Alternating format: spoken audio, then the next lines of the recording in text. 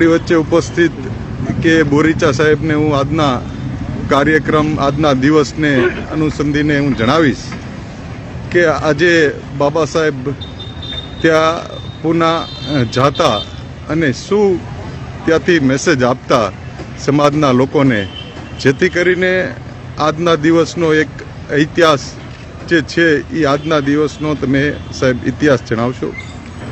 મિત્રો, તારીખ 1/1/1818 એટલે કે આજથી 206 વર્ષ પહેલાં આજની તમે પરિસ્થિતિ જુઓ તો આપણે વિચાર કરી શકીએ કે 200 વર્ષ પહેલાં કેવી પરિસ્થિતિ હશે.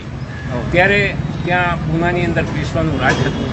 આપણા માણસોને અન્યાય થતો હતો. આપણા માણસો ન્યાયની માંગણી કરતા હતા, એ લોકો તુતકારી કાઢતા હતા. એ વખતે અંગ્રેજોનું શાસન હતું. તો અંગ્રેજોએ આ મહાર માણસોને બધાને સૈનિક તરીકે ભરતી કરી. તો એમાં 500 મહાર સૈનિકો તૈયાર થયા.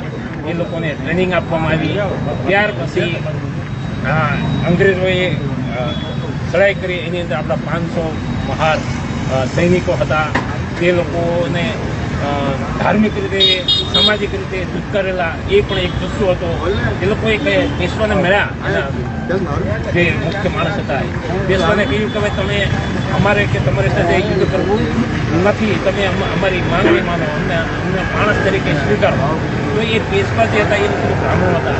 એ લોકોએ કંઈ પણ આપવાની ના પાડી દીધી કે અમે તમને સ્વીકારવાના નથી, તમે જે થાય તે કરો. ત્યારે એ યુદ્ધ થયું. એ કોરેગાંવ નામનું ગામ હતું અને ત્યાં ભીમા નદી હતી. એના કારણે યુદ્ધ થયું. તો આ બધું 500 મહાર સૈનિકો સામે 28,000ની પેશવાની સેના હતી.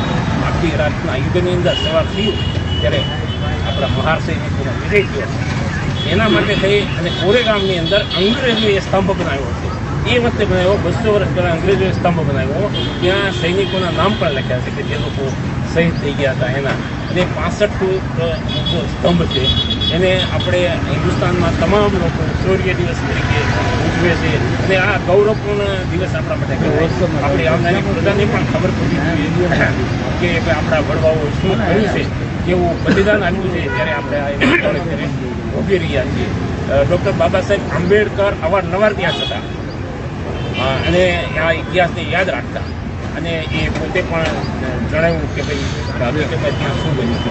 તમે જો બધા એ જ પૂનાની ધરતી ઉપર મહાત્મા ફૂલેનો જન્મ થયો અને એને પણ આ જે 1818ની ઘટના જોયા પછી એમણે જે બીડું ઝડપ્યું અને શિક્ષણમાં જે શૂદ્રોને શિક્ષણ મળવું જોઈએ એ બાબતમાં ખૂબ પ્રયત્ન કર્યા.